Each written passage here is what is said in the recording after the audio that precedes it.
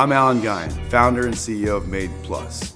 After working in product innovation for major brands, I firsthand saw the overproduction of footwear and poor forecasting models that created tons and tons of waste.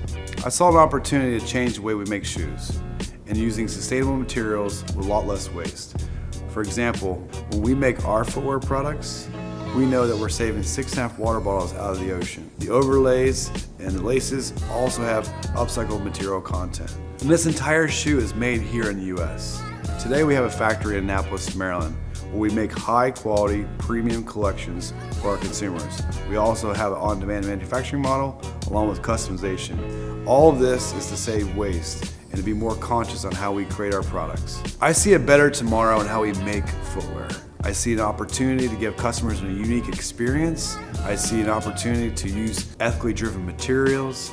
And then I see an opportunity to give a little bit back to our planet and take a little bit less waste to make our products.